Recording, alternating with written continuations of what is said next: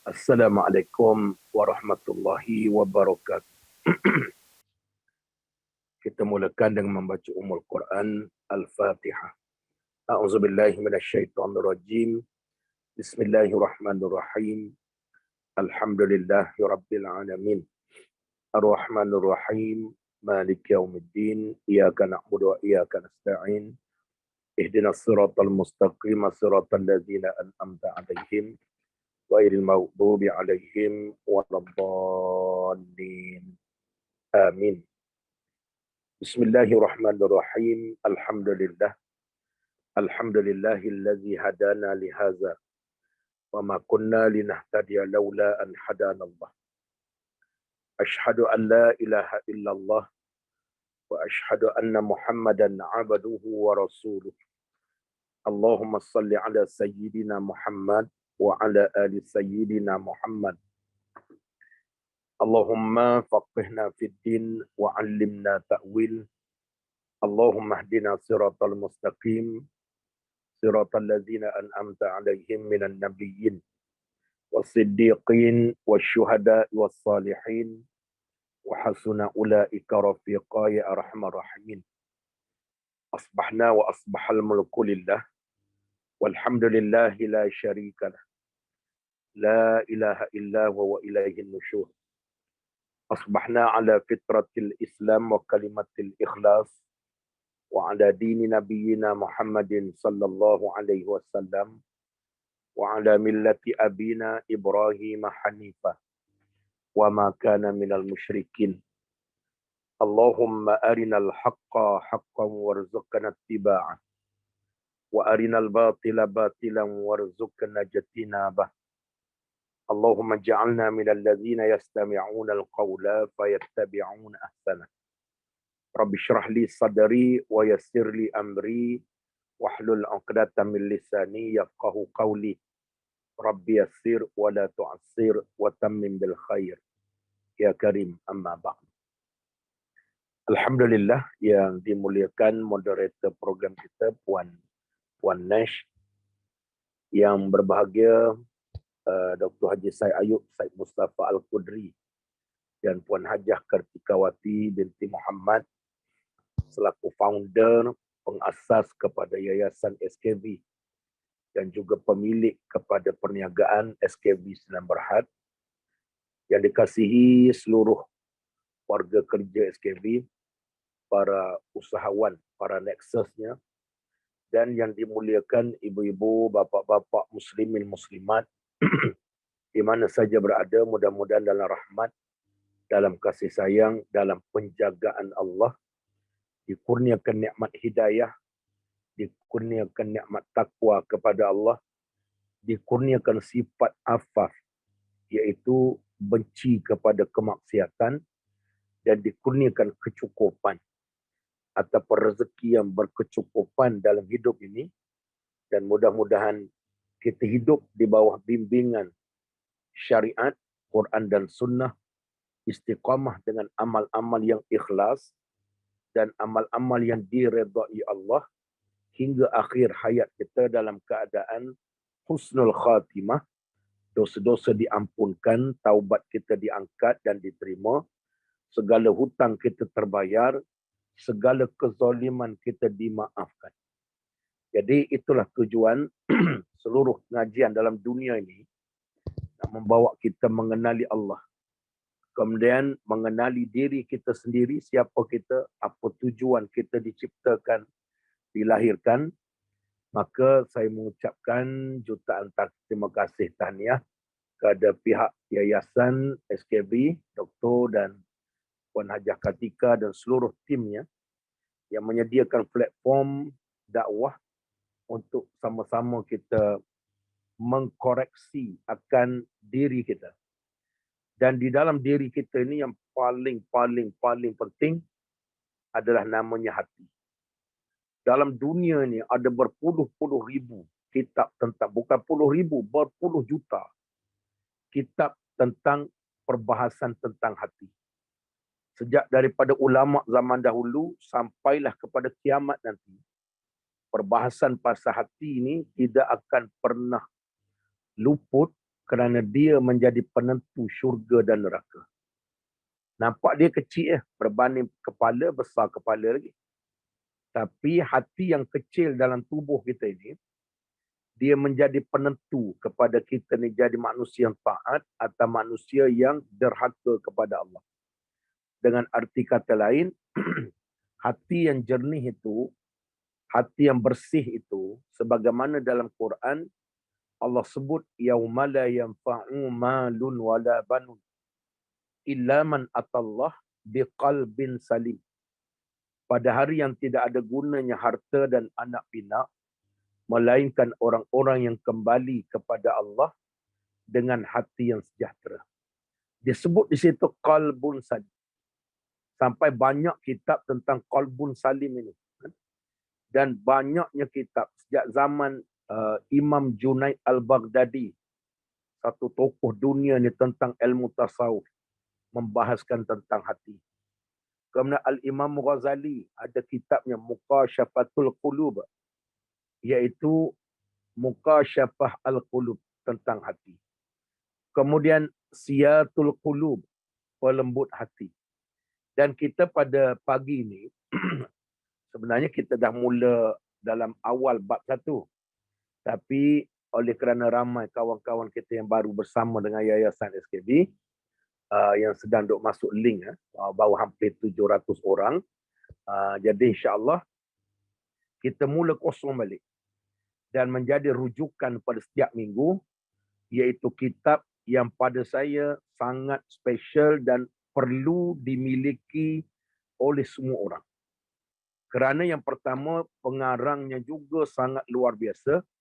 Suatu ulama yang dipanggil muhaqqiq, mujtahid.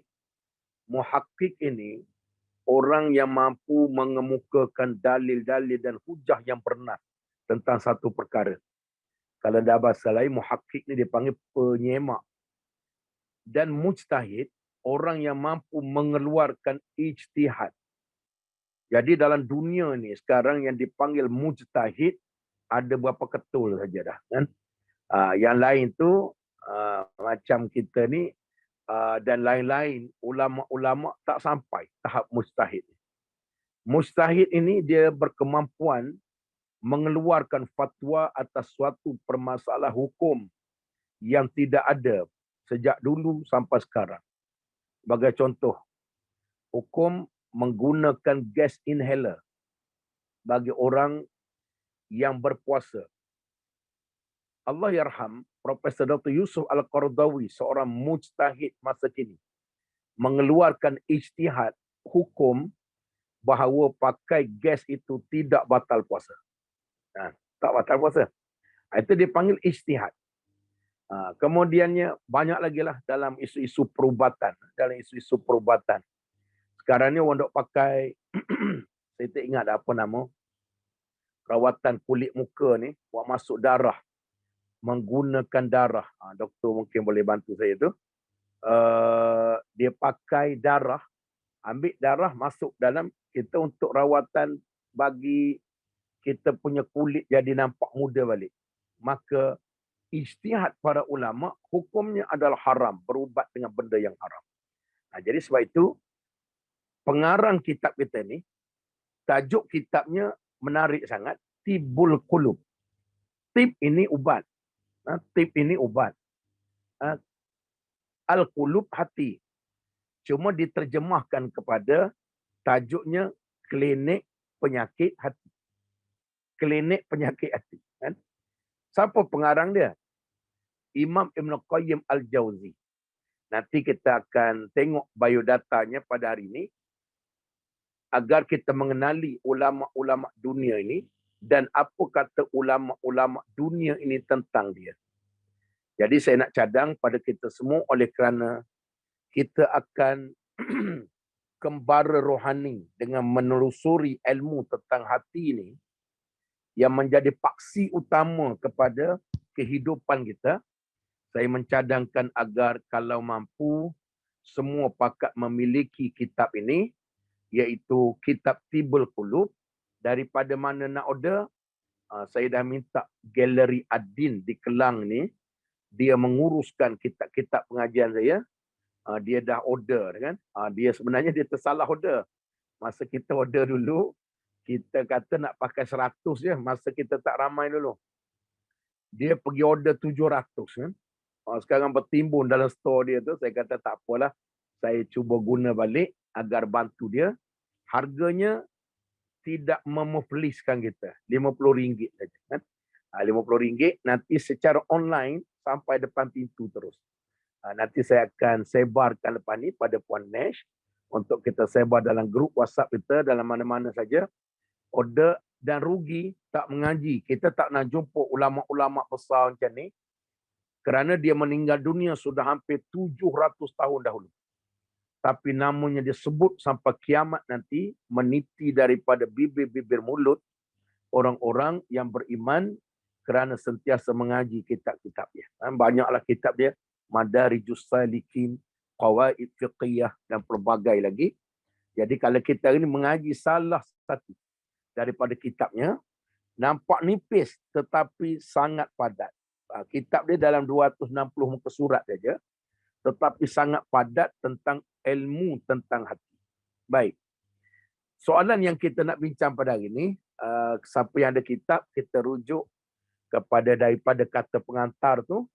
Dan pada hari ini kita tak sempat lagi Kak Nesh untuk masuk bab 1. Kita akan tengok tentang apa kandungan dia. Yang kedua, kita berkenalan dengan ulama yang mengarang kitab ini, Imam Ibn Qayyim Al-Jauzi.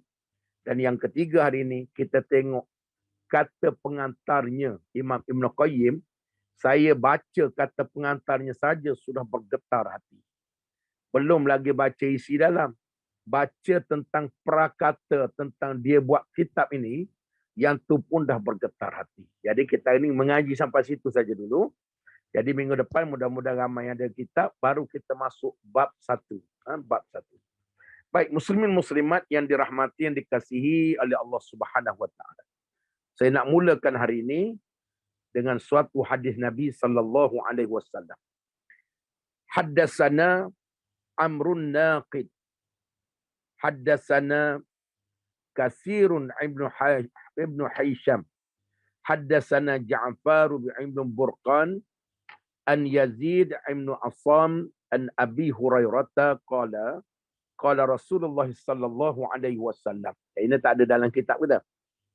Saya nak rujukkan hadis ini kaitannya dengan kenapa kita kena mengaji kitab ini. Qala Rasulullah sallallahu alaihi wasallam, innallaha la yanzuru ila suwarikum wa amwalikum walakin yanzuru ila qulubikum wa a'malikum. Telah menceritakan pada kami Amru bin Naqid, dan telah menceritakan kepada kami Katsir bin Hisham, telah menceritakan pada kami Ja'far bin Burqan, dan daripada Yazid bin Al-Asam, daripada Abu Hurairah. Tengok disiplin penulisan perawi-perawi hadis. Yang menjadikan hadis itu sahih atau tidak daripada Nabi bergantung kepada kekuatan perawinya.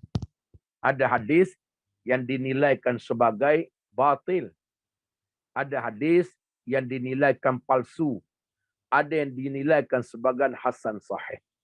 Maka sebab itu haram bagi kita untuk menyebarkan dalam Facebook, dalam WhatsApp, dalam apa, tentang kelebihan-kelebihan amal ibadah tanpa merujuk kepada ulama-ulama.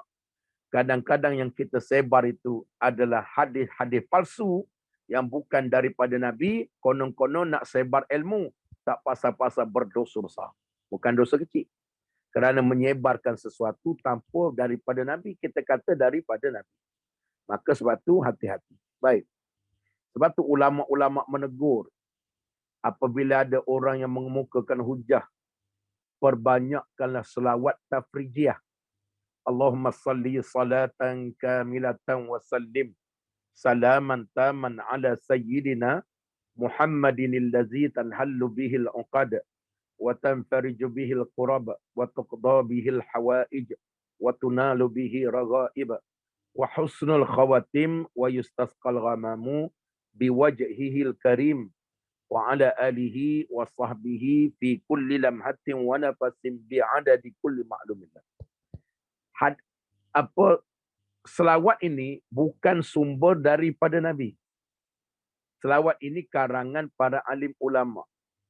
Tapi ada orang yang mendakwa bahawa barang siapa yang membacanya, maka Allah pasti memberikan jaminan akan rezekinya berlipat ganda. Masalahnya akan dipermudahkan. Allah akan mempermudah. Kita pun tanya mana dalil Allah, ayat Quran, dan mana dalil Nabi yang kata Allah permudahkan. Maka tidak ada. Dia hanya dipanggil tajribah daripada ulama-ulama. Eksperimen daripada mereka. Mereka karang selawat. Mereka baca. Tak boleh kita kata garanti Allah bagi. Sebab tidak ada dalil daripada Quran dan hadis Nabi. Tapi apa hukum membacanya? Hukum membacanya harus masih dalam kategori selawat, dapat pahala. Cuma kita cermat dalam memberikan fadilatnya. Kita kata mudah-mudahan Allah lancarkan rezeki dengan pengalaman ulama-ulama yang pernah membacanya.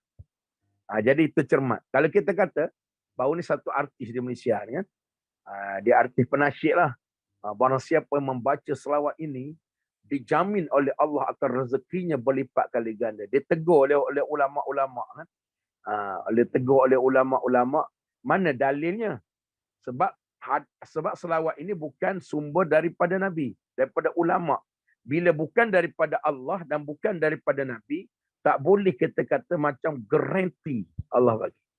Tapi kalau yang Nabi sebut garanti, ada hadisnya, baru boleh. Jadi boleh amal tak? Jawapannya boleh amal. Selawat bukan daripada Nabi. Kalau fatwa kata boleh, maka cuma cermati di dalam menyampaikan perkara.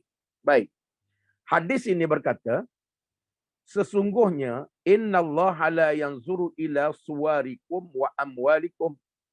Sesungguhnya Allah Subhanahu wa taala tidak melihat kepada rupa dan harta kamu.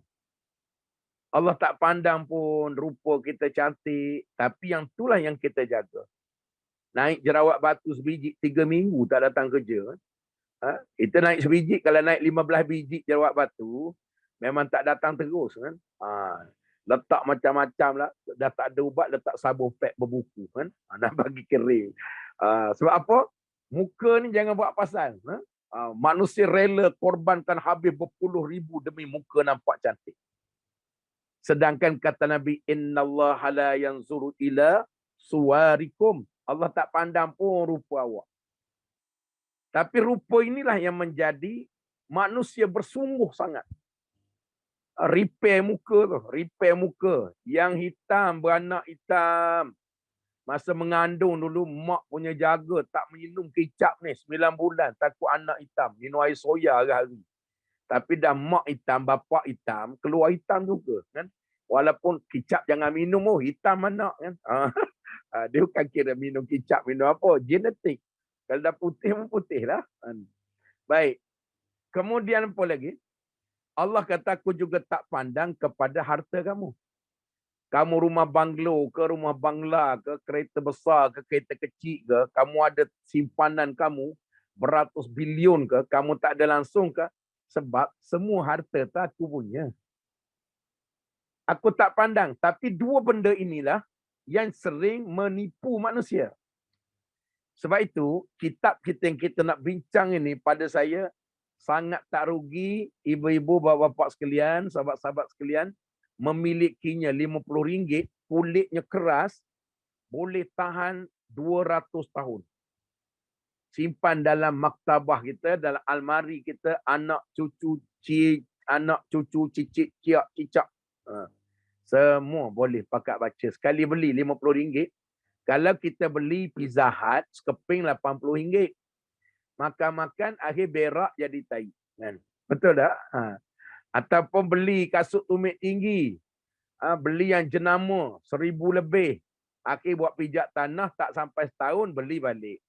Beli baju, buruk. Beli rumah, makin lama usang. Beli kereta, mula-mula canggih lah. Masuk 4 tahun, mula repair. Lama-lama jadi besi buruk. Kan? Hatta beli roket sekalipun, mungkin ada di kalangan kita boleh beli roket. Kan? Sebab apa nak balik kampung mudah? Beli roket pun lama-lama jahanam. Allah tak pandang pun. Beli sawah ladang, lama-lama mati. Bila mati, dapatkan anak kita. Kalau anak kita soleh, sawah ladang kita tinggal jadi amal akhirat. Kalau anak kita soleh, bukan soleh, derhaka pada Allah, rumah kita tinggal masa zaman kita mengaji Quran. Masa zaman anak kita sibuk dengan maksiat. Buat pesta-pesta berjoget dalam rumah, kesian mak duduk dalam lubang kubur. Harta yang ditinggalkan tidak memberi manfaat. Sebab tu Allah kata, Nabi sebut, innallaha la yanzuru ila suwarikum wa amwalikum. Aku tak pandang pun pada wajah kamu. Hitam ke, mungkin tak cantik mana ke, pendek ke. Orang pendek nak tinggi, hari-hari bergayut. Sebelum dia kerja bergayut. 1, 2, nak bagi tinggi kan. Kemudian muka, macam-macam pesen. Tak salah nak jaga muka ni agar penampilan diri nampak cantik. Tapi lagi tak guna muka cantik, harta banyak, hati kotor hitam. Kerana yang Allah pandang, kata Nabi SAW, walakin yanzuru ila qulubikum wa a'malikum. Yang aku tengok, yang aku lihat, yang aku analisa, yang aku ambil kira adalah hati-hati kamu dan juga amal kamu padaku. Ada harta banyak, harta itulah menjadi pusat amal. Maka amal itu yang Allah tengok, bukan hartanya. Rupa cantik, kecantikan itu menjadikan kita bertambah syukur kepada Allah. Atau mungkin rupa tak cantik, tetapi hati cantik. Rupa kebetulan beranak kemetot. Kemetot macam toge. Kemudian pula tak cantik. Giginya jarang-jarang. Orang panggil hantu jarang gigi. Kemudiannya macam-macam lagi lah. Tapi Allah tak pandang. Allah sebut. Ini berita baik kepada semua manusia. Yang kamu duk sibuk sangat jaga muka kamu. Tapi kamu tak peduli jaga hati dan amal kamu. Yang kamu duk sibuk sangat kumpul duit kamu tu duit aku, kata Allah. Yang aku nak tengok bagaimana dengan duit kamu, harta kamu yang kamu kumpul, menjadikan asbab semakin dekat kamu dengan Allah. Sebab tu 2-3 hari lepas dalam kuliah-kuliah kita sebut bahawa ada sebahagiannya yang kita sebut, ada sebahagian kita ini bersungguh sangat dalam mencari harta dan sebagainya. Bagus. Ada orang yang Tuhan jadikan dia kaya raya. Sebab Tuhan tahu dia boleh uruskan hartanya untuk menjadi jambatan kepada syurga Allah. Di kalangan sahabat Nabi, semua kaya. Ramai yang kaya. Abu Bakar As-Siddiq kaya. Isteri Nabi Khadijah, setengah daripada Mekah itu milik Khadijah. Punya kayanya. Abu Bakar kaya, Omar kaya, Saidina Osman kaya. Saidina Osman di dalam peperangan Tabuk, Nabi minta infak. Kata Nabi, barang siapa yang sedekah dalam perang Tabuk untuk memenangkan Islam, aku jamin syurga untuknya. Saidina Omar berlari sampai pada Nabi, pada pak mentua dia. Ya Rasulullah, saya infakkan 300 ekor kuda siap dengan pelana semua. Saya pernah tanya, kuda-kuda perang ni, dia tangkas. Bukan harga bodoh-bodoh. Macam kuda Sultan Brunei, Raja Brunei, Sultan Brunei, seekor sejuta. Seekor sejuta. Hampir-hampir harga Ferrari. Sejuta. 300 ekor siap dengan pelana, 300 juta lebih, hampir 400 juta infak untuk perang Tabuk. Saidina Osman. Ini dipanggil orang yang dibagi harta. Allah tahu dia boleh urus hartanya untuk jadi jambatan akhirat. Abdurrahman Auf lagi dahsyat. Bila Nabi sebut perang Tabuk ni perang terakhir yang berlaku pada tahun 9 Hijrah 10 Hijrah Nabi wafat. Berlaku hujung 9 Hijrah. Berlaku pula musim panas yang amat sangat. Tuan-tuan pergi ke Mekah bulan 5. Macam sekarang bulan 5, bulan 6, bulan 7. Panasnya mencecah 51-52 darjah Celsius di Mekah. Dan perjalanan ke Tabuk ini terlalu jauh. Sempadan negara Syam, Syria, hampir 700 km. Nak berjalan tengah panas, nak naik unta, nak naik kuda, terlalu merentasi padang pasir. Dalam sejarah disebut kekurangan bekalan makanan di kalangan para sahabat cari air tak jumpa, terpaksa potong bonggol-bonggol unta untuk sedut air daripada itu. Bila Nabi seru kepada perjuangan ini, maka datang Abdurrahman Auf. Dia kata, ya Rasulullah, aku infakkan 8,000 dirham. 8,000 ni dirham, 1 dirham kiraan bank negara zaman dulu menyamai RM1,000. Maka 8,000 kali 1,000, 8 juta. Abdul Rahman Auf hulur 8 juta kepada Nabi. Abu Bakar As-Siddiq lagi dahsyat. Kekayaannya diinfakkan terus. Sebelum ni pun infak banyaknya ditebus hamba-hamba sahaya semua. Yang mana diseksa, jadi dia tebus bebaskan. Abu Bakar datang, ya Rasulullah, aku datang bawa. Ada yang kata 4,000 dirham. 4,000 ni 4 juta lebih. Bila Nabi tanya, ya Abu Bakar, apa lagi yang tersisa pada kamu? Abu Bakar kata, wallahi, hanya tinggal Allah dan Rasul saja. Harta yang ada padaku habis untuk Islam. Ini dipanggil, ada orang yang Allah kurniakan kekayaan sebab Allah tahu. Kekayaan ini tak salah. Memang Islam suruh kita kaya. Tapi kekayaan yang menjadi jambatan akhirat. Ad-dunya mazratul akhirah. Dunia yang jadi jambatan akhirat. Yang dibenci oleh syarak, dunia yang menjadi penghalang kepada kesuksesan akhirat. Dengan harta benda kita jadi sombong. Dengan harta benda kekayaan melimpah ruah kita jadi kedekut. Dengan kekayaan melimpah ruah kita jadi lara dan lalai. Mula tak semayang, mula tak datang masjid, mula tak kenal Islam. Mula tak peduli pada fakir-fakir miskin. Mula tak melakukan amal soleh. Sibuk dengan kekayaan, baca Quran setahun sekali pun tidak.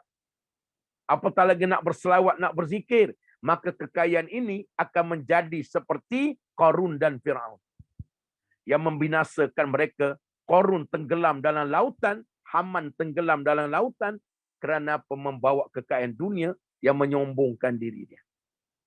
Sekali lagi, bila kita baca hadis ini, innallaha la yanzuru ila suwarikum wa amwalikum. Allah tak pandang pada rupa paras kamu. Allah tak pandang pada harta benda kamu. Walakin yanzuru ila qulubikum wa a'malikum. Yang Allah pandang pada hati kamu. Yang Allah pandang kepada amal-amal kamu. Jadi kita kat depan saya ni, yang hampir 1,000 orang. Hari ni 845 orang. Baik. Ada yang miskin, ada yang susah, ada yang kaya.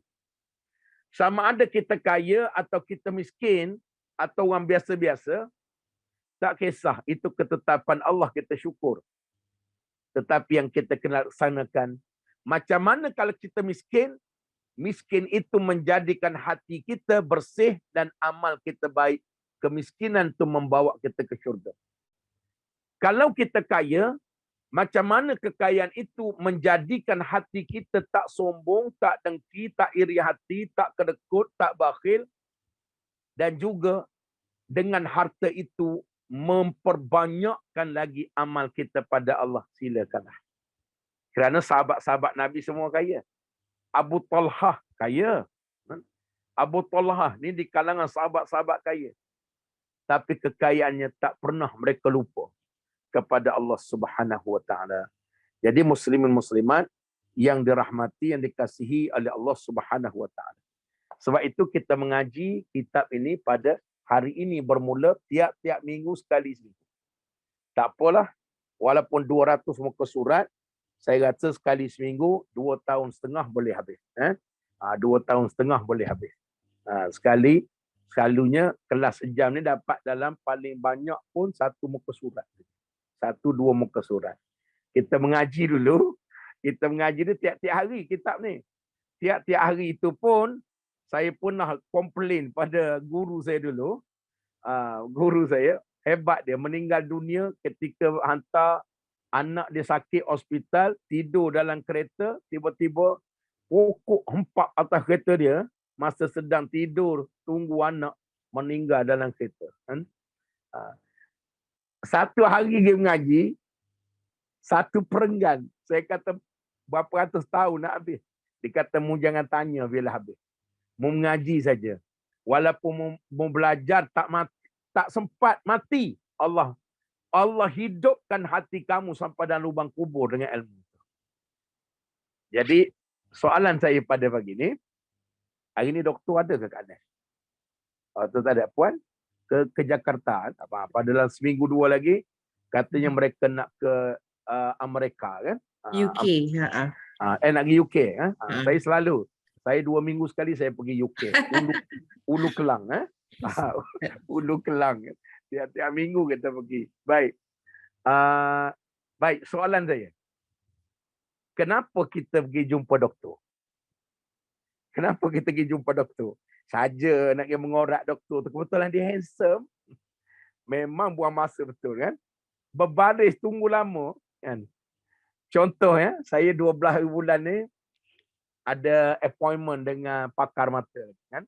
Sebab mata saya belah kiri ni sudah tidak nampak 100%. 100%. Sekarang ni nampak dengan mata kanan saja kan. Jadi dia kata mata kanan ni pun tunggu masa nak KO Ustaz. Saya kata tak apalah kalau ada Allah redha. Tapi saya nak lagi lah tengok kitab-kitab. Jadi buat appointment dengan dia, doktor pakar ni, nak appointment cari tarikh bersebulan lebih awak dapat tadi. Sebab apa? Penuh. Saya pergi jumpa doktor sebab apa? Sebab dia smart. Tak. Sebab dia handsome. Tak. Sebab kita sakit. Bila sakit, kita jangan cari tukang rumah. Pergi jumpa tukang pipe, plumber. Bang, saya sakit. Sakit apa? Gastrik lama dah. Dia tukang pipe, memang hancur lebur perut kita. Kan? Saya kencing manis, pergi jumpa tukang rumah. Kan? Ramai orang sakit tapi salah rawatan, jumpa bukan pakar dia. Jadi kitab ini, salah satu kitab kita berjumpa dengan pakar tentang masalah hati. Imam Ibn Qayyim Al-Jauzi rahimallahu ta'ala. Dan pakar-pakar hati lagi, Al-Imam Al-Ghazali, Imam Junaid Al-Baghdadi. Semua mereka ni pakar dalam menyelesaikan masalah hati manusia. Kerana hati ini menjadi punca yang dipanggil raja. Mukaddimah kepada kitab ini, pengarang kita letak di dalam waktu dia sebut pada pengantarnya. Dia sebut apa? Ala wa inna fil jasadi mudghah iza salahat salahal jasadu kullu wa iza fasadat fasadal jasadu kullu wa hiya ala wa hiyal qalbu. Kata Nabi SAW, ketahuilah sesungguhnya di dalam tubuh terdapat segumpal daging. Apabila segumpal daging tersebut baik, maka seluruh tubuh badan kita baik. Dan apabila segumpal daging tersebut buruk, maka buruklah seluruh tubuhnya. Ketahuilah segumpal daging itu adalah hati. Ini hadis sahih. Hadis sahih. Lalu kata pengarang kitab kita, Imam Ibn Qayyim Al-Jauzi. Ibu-ibu bapak sekalian, saya buat ringkasan. Saya tak baca word by word. Agar akak-akak semua faham, minggu depan kita terus masuk bab satu. Saya rasa rugi. Siapa tak memiliki kitab ini, rugi dunia dan akhirat. Kerana dia ada 12 tajuk yang ditulis satu ulama dan manusia yang sangat dikagumi ilmunya. Ilmunya. Dia sebut dalam huraiannya pada muka surat XXXIII. Berapa ratus aku pun tak tahu apa nak sebut lah. XXXIII. Tulisan Roman tu. Daripada hadis ini, rupa-rupanya ala wa inna fil jasadi mudghah iza salahat salahal jasadu kullu wa iza fasadat fasadal jasadu kullu ala wahiyal qalb. Ada seketul daging dalam hati, kecil je. Kalau hati ni baik, mata akan baik, telinga akan baik, mulut akan baik, otak akan baik, tangan akan baik, perut akan baik, kaki akan baik. Tapi bahaya dia, kalau yang kecil duduk kat dalam ni tak nampak itu dia buruk, dia kotor. Automatik mata kotor, telinga kotor, mulut kotor, otak kotor, tangan kotor, kaki kotor, perut kotor. 7 anggota. Ibu-ibu yang selalu ikut kuliah saya, pada hari Selasa kita mengaji kitab Qalbun Salim yang ditulis oleh Syekh Abdul Qadir Abdul Talib Al-Muttalib Al-Mandili. 7 anggota ini penentu masuk syurga dan neraka. Nanti di akhirat, 7 anggota badan yang zahir, mata, telinga, mulut, kaki, tangan, perut, yang ni akan bercakap pada Allah di saat mulut terkunci mati. Mata kata, oh ini banyak jahat Tuhan masa hidup dulu. Matanya melihat perkara lucah. Mulutnya jahat, bercakap fitnah orang, mengumpat orang, maki orang, mengadu domba, jadi batu api. Mulut dia. Oh, tangan dia hari-hari duk WhatsApp benda-benda gosip. Sibuk pasal aib orang. Kakinya melangkah tempat buruk. Masa itu kaki tangan, semua tak boleh. Semua akan bercakap. Mulut nak nafi tak boleh. Dikunci mati oleh Allah. Tangan bercakap masa muda dulu. Tubuh badan bercakap memang umur dia 15 tahun sampai 40 tahun tak tutup aurat. Baik. Kalau kita nak hurai ini dia panjang. Ringkas dia macam ni. Rupa-rupa center point. Center point. Pusat kawalan. Pusat kawalan apa dia? Apa dia Farid? Kontrol apa? Apa kat ni ya? Bahasa Inggeris. Aku bahasa Inggeris tak apa. Control tower. Kat mana? Oh, okay. Maknanya dia jadi controller lah. Yang menjadi kontrol kan. Baik. Rupa-rupanya kita dia ingat otak kita yang kontrol. Tak. Dalam tubuh badan kita, yang menjadi kita baik dan jahat adalah hati. Yang ni dipanggil raja dia. Kalau raja ni baik, mata, telinga, otak, kaki, perut, tangan, kaki semua ni, dia adalah pekerja, anggota tentera dalam tim. Dia mendapat arahan daripada raja. Maka kalau raja kita ini baik, dia akan keluar arahan baik-baik kepada mata. Mata tidak akan berani melihat maksiat. Sebab itu kalau sekarang kita semayang, kita Muslim, mata masih berani tengok maksiat, artinya hati masih kotor dan jahat. Lu fikirlah sendiri. Saya dan lu sama-sama fikir. Hari ni semayang tunggang-tunggik, baca Quran 2 juzuk, berzikir, tasbih, selawat 100 kali, 2000 kali. Tapi mata masih suka tengok maksiat. Masih suka tengok maksiat. Duduk seorang-seorang kat rumah, isteri tak ada, buka laman web lucah. Kan? Sekarang yang kita geram betul, kita dah cari point ceramah dalam internet, sekejap dia keluar gambar berkelip. Berkelip orang duk pakai seluar dalam tu. Tak tengok, rasa rugi. Akhir tengoklah sikit. Jadi, tapi Farid, kalau saya tengok, saya tutup mata macam ni. Kan? Dapat sikit-sikit. Jadi dosa kurang lah.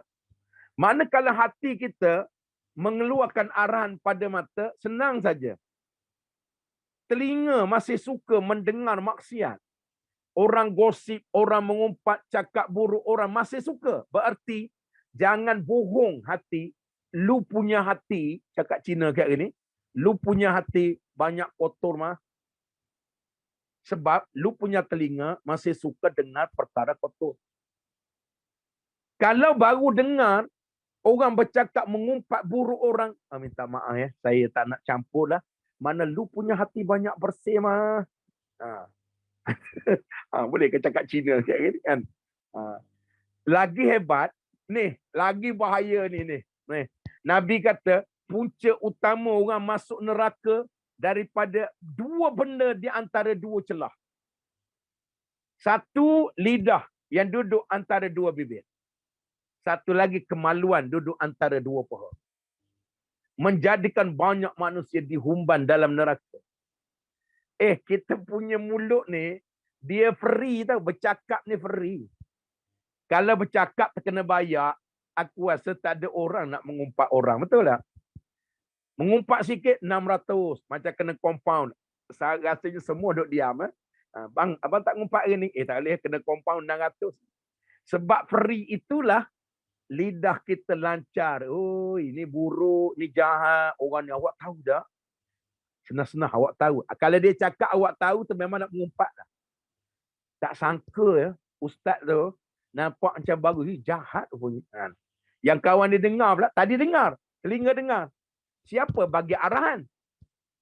Hati.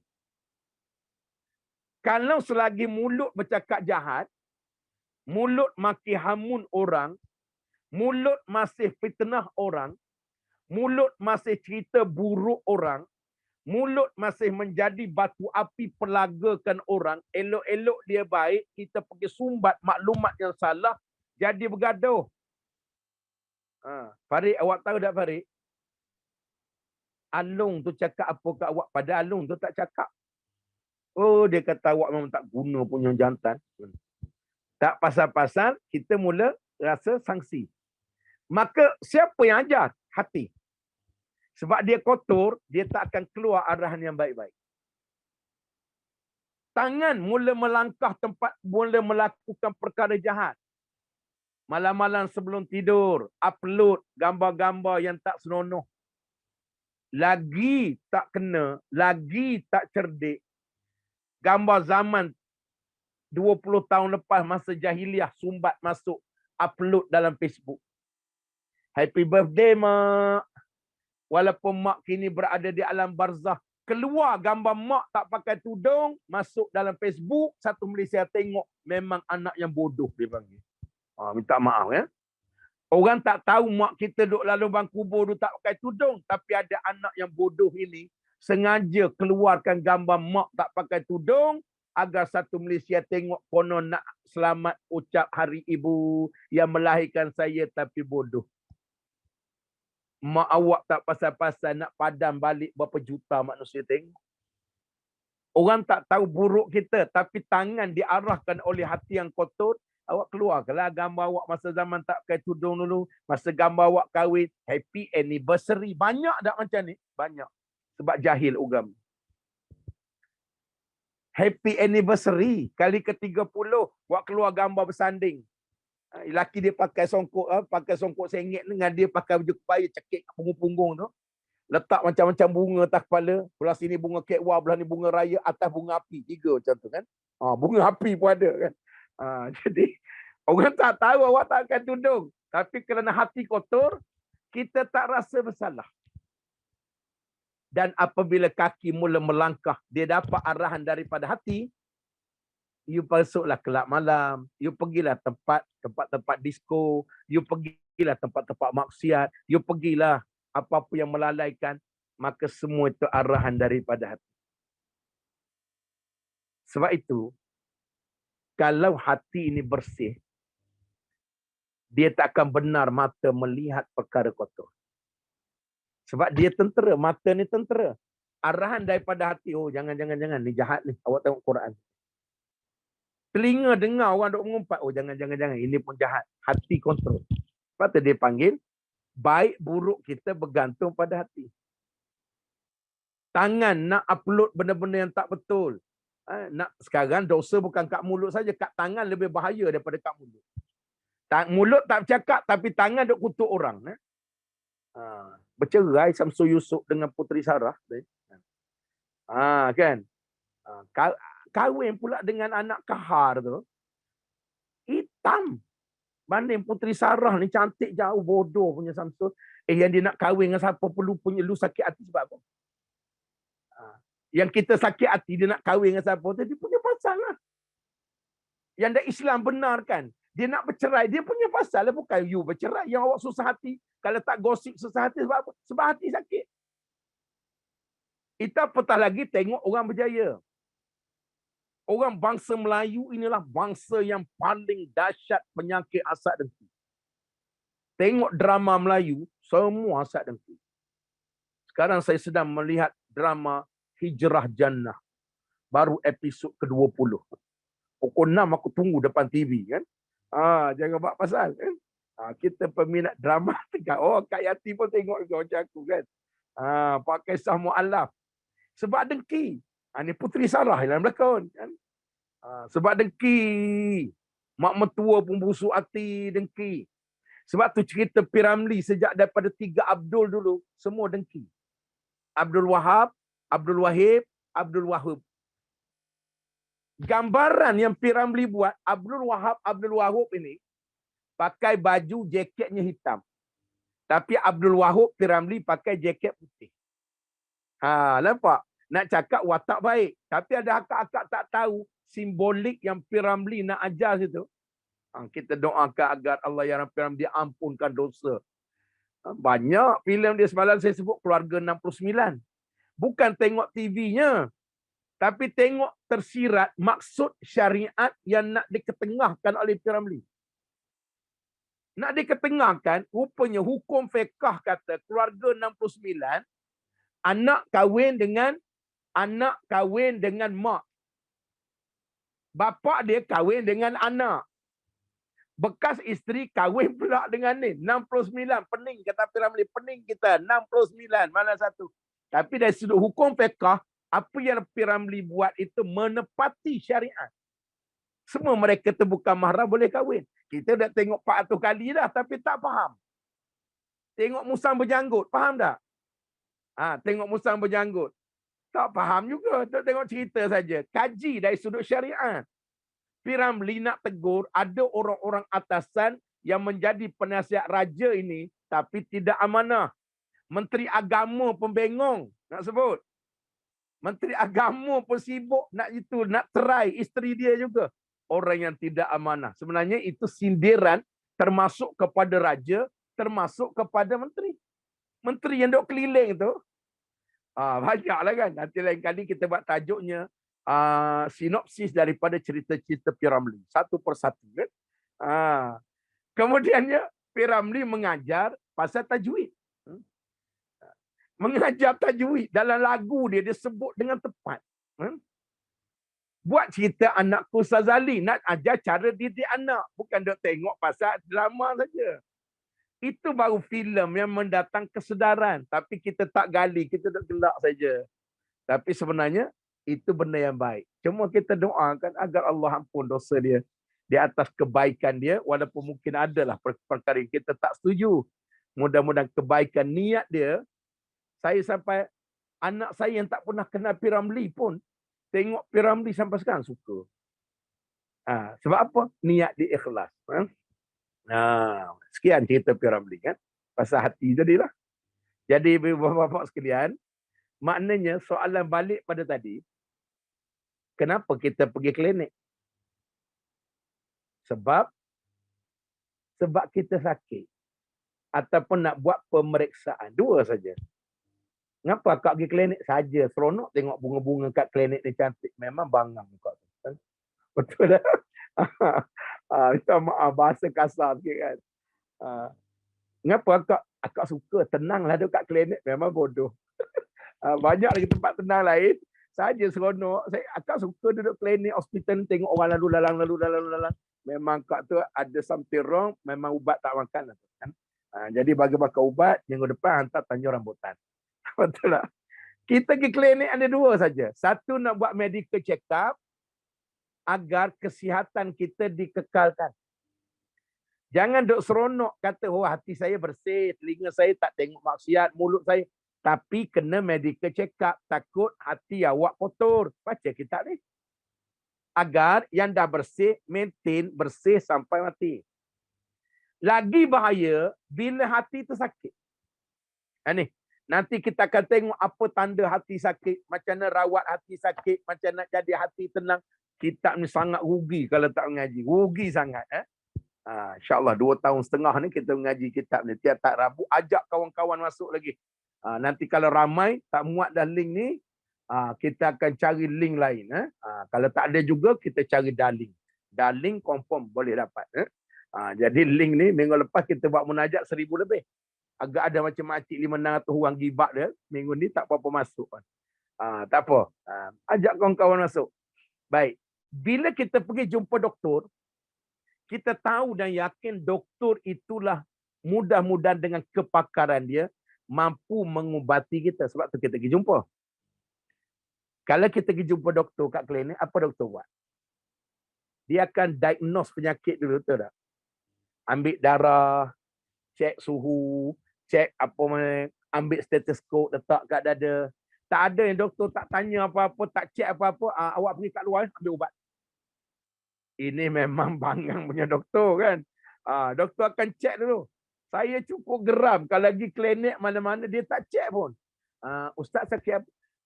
Dia tak cek, kita pula kena explain kat dia kan. Ustaz sakit apa? Pening. Okey. Terima kasih ya. Ambil ubat kat luar. Memang aku tak pergi dah klinik tu. Jangan kata dia nak ambil tanya kita dah berapa hari dah apa gini. Jangan kata nak ambil cek tekanan darah pun tak cek, sudah ambil ubat kat luar. Jadi bila dia diagnose, apa tujuan diagnose? Nak tahu jenis penyakit.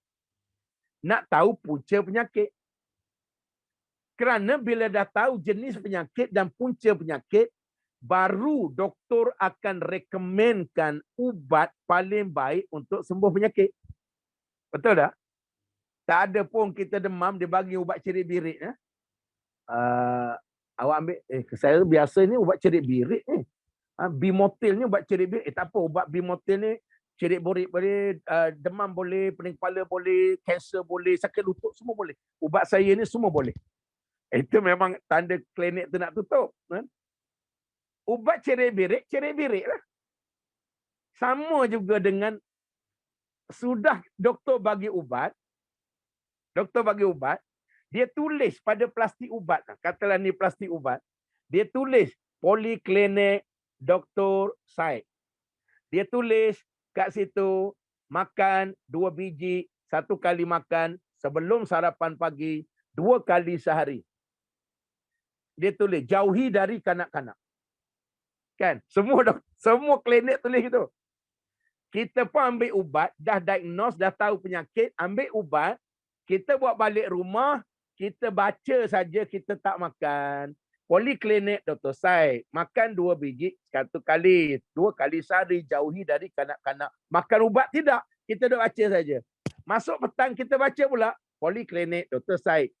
Dia makan ubat itu baru sembuh, bukan baca kertas tu.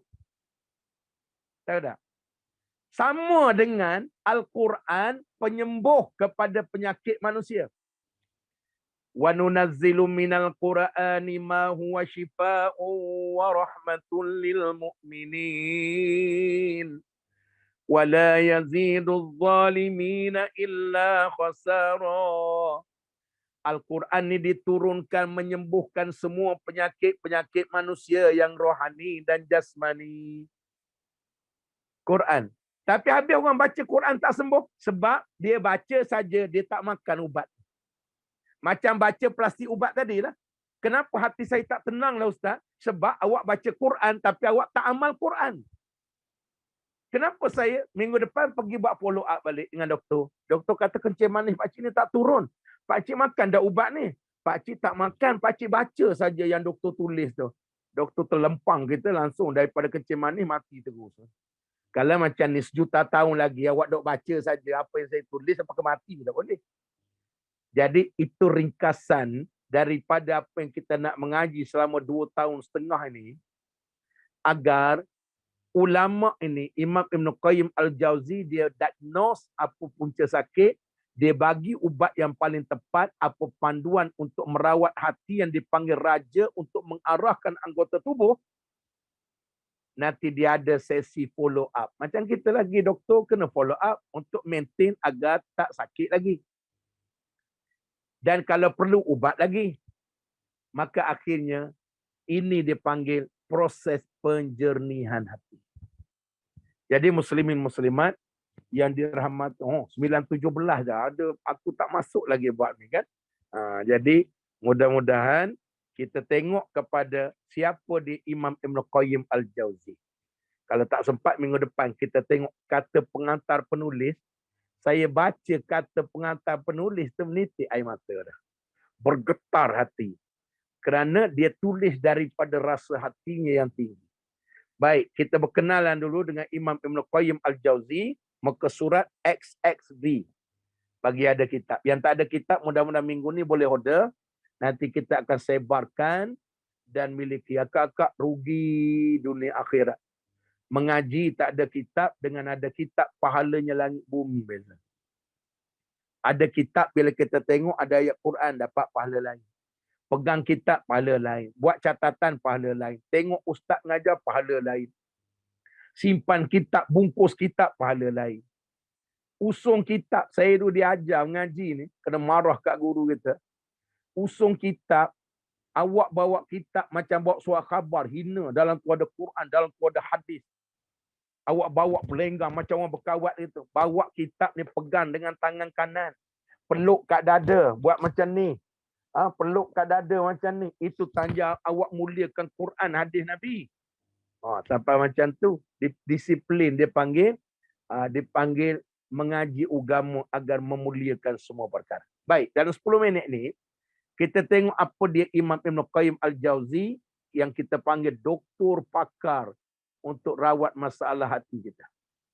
Hati ni ada 3. Yang pertama dia panggil qalbun salim. Hati yang qalbun salim dia bagi arahan pada semua anggota tubuh badan, perut, jangan makan benda haram.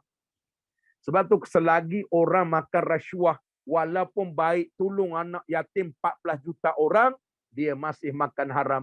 Hatinya sedang mengarah pada perut, tak apa. Hatinya kotor, makanlah yang haram pun tak apa. Makan hasil curi. Kemudian selagi mata telinganya, bila mula suka tengok Quran, suka tengok langit, kebesaran alam, rasa kebesaran Allah, maknanya hati kita sedang jernih. Kekalkan kejernihannya. Kemudian yang keduanya, qalbun marid. Hati sakit. Bila sakit, mula kena berubat macam manusia. Ada tak tanda-tanda hati sakit? Baca Quran malas. Semayang pun malas. Maksiat jadi suka. Bangga dengan maksiat. Kemudian pelbagai lagi masalah-masalah kedurhakaan. Benda-benda lalai kita bersungguh. Benda-benda agama kita tak bersungguh. Itu mula tanda sakit.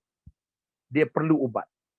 Yang ketiga bukan sakit, dia mati terus. Dia panggil qalbun mayit. Mati terus, bukan lagi malas amal ibadah. Kalau hati mati, dia pula jadi orang yang lawan Islam. Benci pada hukum-hukum Islam. Benci pada Nabi. Benci pada Quran. Kadang-kadang yang kita sedih, yang keluar kenyataan, Nabi ini golongan yang memperhambakan budak-budak, bukan datang daripada Kristian, datang daripada Islam. Nabi kahwin dengan Aisyah umur 9 tahun. Aisyah. Maka Nabi ni memperhambakan budak-budak jadi hamba seks. Siapa yang sebut? Melayu haprak ni sebut. Kan? Sebab apa? Hati dia sedang mati. Kalau hati mati ni, rawatan dia sangat sukar. Tubuhnya hidup tapi hatinya telah mati. Hidayah telah hilang daripada hati. Orang munafik, hati mati. Orang yang syirik, hati mati. Maka sebab itu harap-harap hati kita masih duduk pada tahap sakit. Baik. Biografi Imam Ibn Qayyim ini, namanya dia panggil Al-Muhaqqiq. Al-Muhaqqiq ini orang yang mampu mengeluarkan dalil-dalil yang betul. Al-Hafiz. Kenapa Al-Hafiz? Dia ini banyaknya hafal hadis. Kalau kat Malaysia, Al-Hafiz ini rujuk pada orang hafal Quran. Kat Arab, orang tak heran hafal Quran ini. Kerana berpuluh juta hafal Quran. Kat negara Arab, dia tak tanya awak ada khatam Quran. Menjijikkan kalau tanya. Kat Malaysia, awak dah khatam, dah buat puluk kuning. Kan? Awak puluk kuning, panggil tu imam baca doa. Kat Mekah, kat Arab Saudi, mereka Al-Hafiz ini merujuk kepada orang yang banyak hafalan hadis. Kerana majoriti mereka, macam Imam Ibn Qayyim, daripada kecil sudah hafal Quran. Al-Hafiz Samsuddin, Abu Abdullah Muhammad bin Abu Bakar bin Ayub bin Sa'ad Haris Az-Zari' Ad-Dimashqi, Damaskus, yang dikenali dengan nama Imam dengan Ibnul Qayyim Al-Jauziyah, dengan menisbatkan kepada madrasah yang didirikan oleh Yusuf Abdul Rahman Al-Jauzi yang merupakan ayah beliau selaku pengurus madrasah ini dan masyhur dengan sebutan Qayyim Al-Jauziyah. Jadi dipanggil Ibnu Qayyim daripada nisbah kepada bapa dia. Ibnu Qayyim dilahirkan 691 Hijrah. Ambil kalkulator 1444 tolak 691. 700 tahun lebih. Di desa Izra', salah satu desa di Hauran, kemudian pindah ke Damaskus, Syria, belajar pada ulama yang ada di sana. Menetap belajar pada Imam Ibn Taymiyah dengan sempurna sesudah kembali daripada Mesir menuju kepada Damsyik pada tahun 712 Hijrah sampai meninggal dunia di Syria pada tahun 728 Hijrah. Kalau kita pergi Syria, Damaskus ini, Damsyik, kita boleh ziarah makamnya, boleh ziarah makam Imam Nawawi. Orang-orang alim ni banyak kat Syam. Ya. Tapi sekarang Syam dah jadi padang jarak, padang terkukur. Kerana apa? Tanda-tanda akhir zaman akan berlakunya peperangan besar-besaran antara Islam dan bangsa Rom. Dalam hadis Nabi, bangsa Rom ni bukan bangsa, tapi merujuk kepada orang Kristian seluruh dunia. Rom ini daripada Itali, Amerika sampai UK dan sebagainya, mereka ni akan memerangi Islam besar-besaran di Damsyik. Yang dipanggil satu padang Dabit nama dalam hadis. Sekarang tempat tu dah jadi padang, seolah-olah sudah ready, get ready nak berlaku dah. Kalau berlaku ini, dalam hadis kata, Islam garanti menang.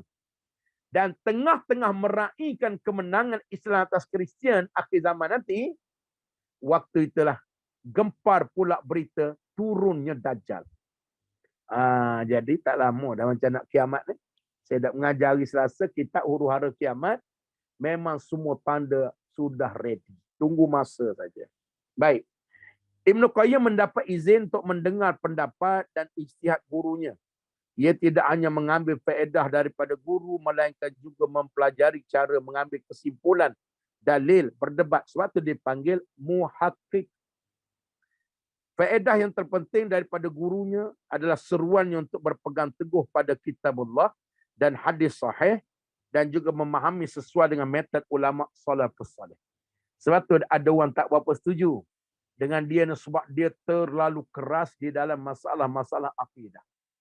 Masalah akidah. Baik. Ia mengalami apa ditimpa oleh gurunya berupa hal yang menyakiti. Ia pernah dipenjara bersama gurunya. Di Damsyik, ia tidak pernah berpisah daripada guru kecuali sesudah gurunya wafat. Sebab kakak-kakak abang sekalian, mengaji ilmu wajib berguru. Bukan pakai internet. Sedar-sedar jadi orang faham. Ngaji tajwid dengan internet memang hancur. Ngaji fiqh dengan internet juga hancur. Wajib bertalaqi ada guru. Ada guru. Macam Imam Ibn Qayyim ini, dia tak lepas gurunya. Kerana dalam guru ni dipanggil sebagai cahaya petunjuk. Sahabat dulu dengan Nabi. Bila Rasulullah dah tak ada, ulama-ulama lah. Al-ulama warasatul anbiya. Jadi sebab tu dalam hidup, tuan-tuan semua, kakak-kakak abang-abang, kena cari seorang guru yang sifatnya murabbi. Lagi hebat, guru mursyid. Bukan dia saja amal Islam, dia juga mampu mengajarkan orang lain dengan kebenaran, memimpin orang lain pada jalan kebenaran, dan dia sendiri memegang tangan, artinya memimpin, menuntun para pelajarnya melakukan kebaikan dekat dengan Allah, meninggalkan kemaksiatan.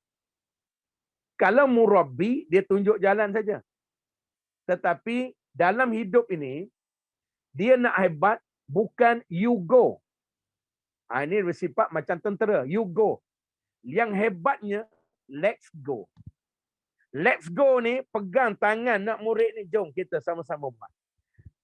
Memastikan anak-anak muridnya melakukan amal. Sebab tu di pondok-pondok pengajian, saya ingat dulu antara tempat yang saya mengaji, siapa tak semayang duha ini, tak semayang duha, bukan tak bangkit subuh jemaah. Tak semayang duha, pusing madrasah yang luas berpuluh hektar itu selama 100 kali sambil hafal Quran. Dia nak disiplin dengan amalan sunat pun buat sampai, sebab dia nak menuntun let's go. Jom kita buat bersama. Ajak berzikir, dia berzikir sama. Jadi sebab itu Imam Ibn Qayyim hebat dalam perkara itu. Ia betul-betul menetapi cinta terhadap guru sesudah wafatnya. Kita diajar boleh kasih pada guru, tapi jangan taksub pada guru. Sebab itu kita cadang, jangan mengaji satu guru dalam ilmu Islam. Memang sesat. Kasih pada guru, mengajilah banyak guru agar boleh buat perbandingan. Guru ni kata gini, ustaz ni kata macam ni, kita boleh buat perbandingan. Tapi semua ajaran sesat dalam dunia ini taksub pada guru. Yang kita dah tengok dalam drama tu, Guru Yahya sampai tidur dengan anak-anak murid perempuan. Seorang-seorang digilirkannya. Anak-anak murid taksub, okey, beres. Sebab taksub ini jadi punca sesat. Kalau ada orang mengajar, mengajilah agama hanya dengan saya, jangan dengan guru lain mungkin banyak tak betul, itu tanda-tanda permulaan kepada kesesatan. Kalau dia jujur, dia mesti ajar, jangan mengaji dengan saya saja, pergi mengaji dengan banyak guru kerana mungkin saya banyak salah. Baru betul. Ini sebab nak bina ketaksuban, agar nak bina pengaruh dan pengikut, sebab tu ayah Pin jadi sesat. Baru ni yang terakhir yang mengaku kesesatannya, Sitah An-Nur, seorang perempuan, follower lelaki, mengaku sesat, bawa ajaran sesat, pakai jubah hitam tiap-tiap hari, pakai tudung labuh, tapi sesat. Jadi itu hati-hati. Ibn Qayyim seorang ahli ibadah, terutama solat tahajud dan orang yang lama dalam solat, hingga Ibn Katsir mengatakan tentang, saya tidak tahu di alam ini, di zaman kita yang banyak ibadah berbanding Imam Ibn Qayyim ini, dan ia memiliki cara yang dalam solat, di mana solatnya panjang sekali, memanjangkan rukuk dan sujud, sehingga pernah sekali waktu ia dicerca oleh kawan-kawan, sedikit pun dia tak menyerah. Cuba bayang sembahyangnya lama macam Nabi. Nabi pernah sembahyang, dalam 2 rakaat sembahyang, 1 rakaat dibacanya 6 juzuk Quran. 2 rakaat 12 juzuk Quran. Siapa ikut belakang? Huzaifah Ibnul Yaman. Kalau kita tu imam baca panjang tu, memang tu imam tu tanda-tanda akan mati awal. Wah, anak murid belakang jenis kaki mencekik semua. Panjang sikit, mula balik sekejap lagi, tunggu belakang semak, terajang tu imam. Ni, dia mencontohi Nabi. Sebab itu, nak berguru, guru ni banyak.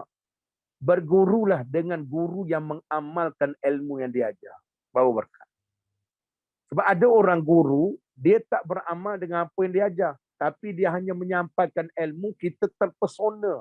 Nampak macam dia bagus, dia alim. Tapi kita tak cek, betul dia amal apa yang diajar. Orang yang bercakap tentang apa yang dia ajar, tapi dia tak amal, ya ayyuhallazina amanu lima taquluna ma la taf'alun, kabura maqtan indallahi an taqulu ma la taf'alun. Wahai orang beriman, sebab apa kamu sebut apa yang awak tak buat? Kebencian Allah, kemurkaan Allah yang amat sangat pada orang yang sebut, ajar orang, tapi dia sendiri tak beramal dengan apa yang diajar. Jadi hati-hati, banyak juga yang mengajar kebenaran, tapi dia sendiri pun sesat. Yang mengajar tentang sabar, dia sendiri pun lempang isteri. Yang mengajar tentang qiyamul lail, haram jadah, dia tak pernah bangun. ajar anak murid puasa sunat, ikut sunnah Nabi. Dia hancur lebur, ikut apa saja perbuatan Yahudi Nasara. Itu hanya jadi mudaris. Menyampaikan ilmu, tapi ilmunya orang tak boleh ikut. Dan dia sendiri pun tak ikut. Maka sebab itu Muslim-Muslimat hati-hati. Baik, kita tengok apa kata-kata ulama-ulama tentang dia. Kan? Contohnya Imam Ibn Hajar Al-Asqalani berkata, Ibn Qayyim seorang yang hatinya pemberani, luas wawasan, mengetahui tentang khilaf dan mazhab-mazhab ulama salaf. Siapa Imam Ibn Hajar Al-Asqalani ni? Dia ni orang rendah diri. Akak-akak abang tahu tak berapa banyak ratus ribu hadis yang hafal dalam kepala dia? Melebihi 400 ribu hadis. Kita 2 hadis pun tak hafal. Itu pun rasa macam alim. Dia 400 ribu hadis setiap siap dengan perawi duduk dalam kepala otak. Tapi bila dia memuji Imam Zahabi, Imam Az-Zahabi, seorang lagi yang banyak hafal hadis, dia berdoa. Imam Ibn Hajar ni kata apa? Ya Allah, ya Tuhanku, aku mohon padamu, kau bagilah kekuatan ingatan aku sebagaimana kekuatan ingatan Imam Az-Zahabi dalam menghafal hadis-hadisnya. Padahal dia hafal 400 ribu lebih. Imam Zahabi pula didapati, dia juga hafal ratusan ribu hadis. Bila dia berdoa, ya Allah, kau bagilah aku kecerdasan otak dalam menghafal ilmu sebagaimana kecerdasan yang kau berikan kepada Imam Ibn Hajar Al-Asqalani. Dia tak rasa, dia ilmu banyak, tak rasa bahawa dia ni orang hebat. Inilah baru betul. Ini ilmu sikit rasa macam sudah mengaji 400 tahun dah kan. Ada saya tengok YouTube yang rasa geli pada. Rasa geli ya. Saya ni ngaji sikit tapi Tuhan angkat. Dia sendiri sebut Tuhan angkat dia.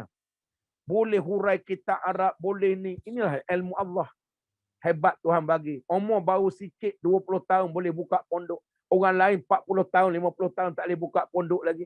La ilaha illallah. Sampai saya pergi rumah alim-alim ulama. Saya dengar alim ulama yang besar-besar tu sedang merujuk apa-apa kata saya dalam kuliah-kuliah. La ilaha illallah, mangkuk ayunnya. Kan? Ini dia panggil masuk bakul angkat sendiri ni kan. Dah tak ada orang nak puji, senang puji diri sendiri. Ini dia panggil dalam bab ilmu memang tidak ada tawaduk. Kan? Tak ada tawaduk. Saya suka ikut kuliah-kuliah Dr. Zulkifli Bakri, mantan Menteri Agama itu. Akak-akak tahu dia dengan saya sama umur. Tapi saya nampak lebih handsome. Kan? Sebab apa? Saya mula ingat dia umur dia 70. Rahsia dia, adik dia bagi tahu saya. Duduk Masjid Nabawi masa dia mengaji daripada belum subuh pukul 3 pagi sampai masjid tutup sebelah pagi, mentelaah kitab demi kitab, menghafal hadis demi hadis. Berapa tahun duduk Madinah, pergi part lain pun begitu juga. Banyaknya menghafal hadis dan ayat Quran, merujuk kitab-kitab sampai jadi macam tu. Tapi kalau kita tanya soalan pada dia, soalan aku boleh jawab. Dia jawab apa? Saya minta maaf ya, soalan ni saya tak berapa pasti. Saya kena rujuk pada guru-guru lebih ahli. Sebab saya, Tuhan tak bagi ilmu pasal tu. Kita dengar, ya Allah, ya Tuhanku. Aku boleh jawab soalan tu. Sebab aku jawab merapu saja, entah betul entah tidak. Ni dia panggil orang yang alim pasal agama. Dia ada jawapan tapi dia nak kepastian. Kita tak ada jawapan, kita buat macam-macam pasti. Semua soalan kita jawab nampak macam alim, sebab apa kita jahil. Kita nak bagi nampak ke orang, kita ini orang hebat, kita ini orang alim, kita nak pujian manusia. Itulah tanda awal kejahilan. Baik, satu lagi. Apa kata Imam Ibn Hajar? Apa kata Al-Alamah Ibn Rajab Hambali? Ibn Rajab Hambali ni manusia juga hafal ratusan ribu hadis. Apa dia kata? Saya tak pernah melihat orang yang pengetahuan yang luas melebihi daripada Imam Ibn Qayyim, dan saya tidak mengetahui orang yang lebih tahu tentang makna Al-Quran, hadis, hakikat iman berbanding dia. Ia memang bukan orang yang maksum, akan tetapi saya tidak pernah melihat orang yang sepadan macam Ibn Qayyim. Tengok ya, watak ulama-ulama pada mereka ni, Imam Ibn Rajab Hambali ni manusia alim, Imam Ibn Hajar Al-Asqalani ni sangat alim. Tapi tengok alim-alim lain, dia rasa dirinya macam jahil sangat-sangat. Kita tengok orang lain macam kita the best. Sekarang budaya sekarang ni. Baru ni dalam TikTok kan. TikTok tengok ustaz ni tak betul, dia tibai ikut ni. Zaman dulu tak ada. Sejak zaman TikTok ni, ustaz menjatuhkan ustaz. Dulu orang kata, oh jangan terlibat politik. Politik ini memecah belahkan. Sekarang yang lebih teruk memecah belahkan agama. Betul tak? Akak-akak tengoklah, kita jadi pening. Kita nak buat ni tak boleh, ni tak boleh. Tak boleh, tak apa lagi. Langsung tak hormat. Akhir sekali, oh ustaz ni pada pandangan saya tak betul. Dia keluarkan mengaibkan orang. Ada seorang tu kan, baru ni Yusuf Azmi daripada semboyang geng-geng gangster, cabar dia, aku nak pecahkan kepala kau. Engkau ni ustaz kurang hajar, dia kata kan. Sekarang ni senyap, tak keluar dari YouTube kan. Jadi sebab itu, sampai kena ajar macam tu baru tahu kan. Kena pula tengok baru ni, apa-apa dia semayang pakai seluar 3 suku. Duduk dalam masjid, orang ambil gambar, langsung tak keluar YouTube sekarang ni. Jadi, kuat sangat, janganlah, hormatlah. Hormat pada ilmu orang lain. Kalau tak betul, jumpalah dia. Jangan pergi tiba dalam YouTube, siap minta komen orang. Yang tu ya Yusuf Azmi gangster tu. Bawa geng dia, aku nak jumpa kau esok. Main kita beradu, satu sama satu. Aku ni jenis kaki gangster. Tak boleh dengar, kau mau memecah belahkan agama, senangnya kau pecahkan kepala. Baru tahu takutnya. Jadi, sebab pening, orang bawah ni pening. Baik, banyak lagi lah kata Imam Qadi Burhanuddin Az-Zari', saya tak melihat di bawah kolong langit seorang yang lebih luas ilmu melebihi Ibn Qayyim. Kemudian Al-Hafiz Imaduddin Ibn Katsir. Imam Ibn Katsir apa kata? Ibn Qayyim selalu menyibukkan dirinya dengan ilmu baik siang ataupun malam. Banyak melakukan solat, banyak baca Quran, baik perilakunya, banyak cinta terhadap sama, tidak iri hati. Baik, saya nak sebut, kenapa dia jadi guru yang hebat? Sebab dia beramal dengan apa yang dia ajar. Semayang malamnya penuh, baca Qurannya tak berhenti, berzikirnya tak berhenti. Barulah Tuhan curah rahmat, walau sudah meninggal dunia 700 tahun lebih, namanya terus meniti di bibir-bibir mulut manusia. Jutaan orang setiap hari mengaji kitab-kitabnya, berjalan pahala sampai kiamat nanti. Masya Allah. Kan? Jadi insya Allah, mudah-mudahan ibu-ibu, bapa-bapa sekalian. Dan akhir sekali kata Imam Hambali, Ibn Qayyim Al-Imam Al-Hambali. Dia sebut Ibn Qayyim adalah seorang mujtahid, ahli tafsir, ahli nahwu, ahli usul fiqh, ahli teologi. Teologi ni ilmu mengaji tentang ketuhanan dan menguasai segala ilmu, mengetahui tafsir, mengetahui ilmu usuluddin dan pelbagai ilmu lagi. Sebab itu saya bangkang 1,000,000%. Ada orang bagi pandangan, dia mengajar tadabbur Quran.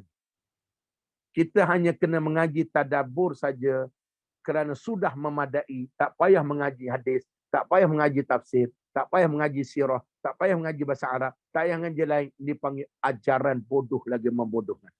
Yang kita dengar pula, betul lah. Sebab Quran dah lengkap. Ini salah satu jalan-jalan sesat. Kan? Sebab apa? Tengok Imam Ibn Qayyim. Bahasa Arab, first class. Tafsir, first class. Kau usuluddin, first class. Apa ilmu? Ilmu nahu, ilmu saraf, ilmu balaghah.